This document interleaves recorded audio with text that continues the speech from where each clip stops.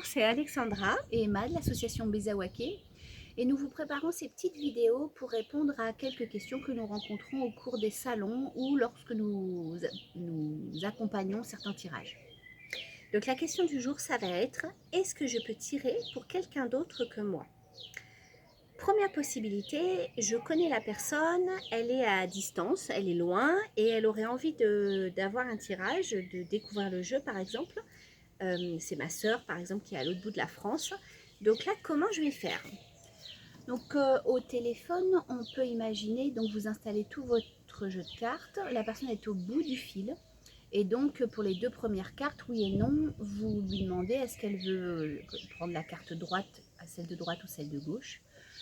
Ça peut être ça, ou bien vous mettez votre main au hasard et elle dit oui ou non. Ça peut être cette idée-là.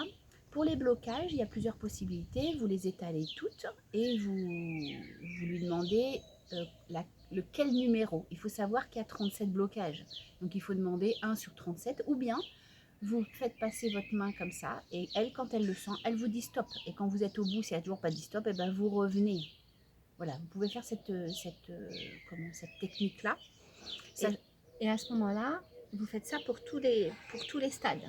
Vous pouvez toujours lui envoyer la photo finale du tirage pour qu'elle visualise ce qu'elle a tiré. Et pour la libération, à ce moment-là, c'est pas vous qui libérez, c'est elle qui va pouvoir le faire elle-même. Donc voilà, donc ça c'est une possibilité. Et à ce moment-là, la personne est informée puisque vous l'avez au téléphone et en plus vous êtes juste accompagnant finalement. Voilà, ça c'est une possibilité. On parlait du téléphone, mais ça peut être aussi par Skype, hein, donc c'est ok.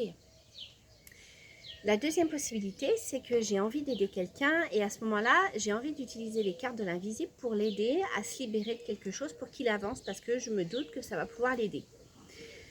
Même si je suis armée de bonnes intentions, si la personne n'est pas informée, et en tout cas, si je fais ce tirage sans lui dire, alors je suis dans de la manipulation et donc là, on ne peut pas cautionner ça. On est, en tout cas, nous, les conceptrices des cartes de l'invisible, nous ne sommes pas en accord avec ça parce que si je fais un tirage pour quelqu'un qui n'est pas au courant, alors je vais modifier énergétiquement des choses autour de lui et donc c'est une forme de manipulation inconsciente, même si encore une fois il y a plein de bonnes intentions derrière, c'est de la manipulation et donc on ne peut pas être en accord avec ça. Voilà. Je crois que voilà, c'est le tour de la question.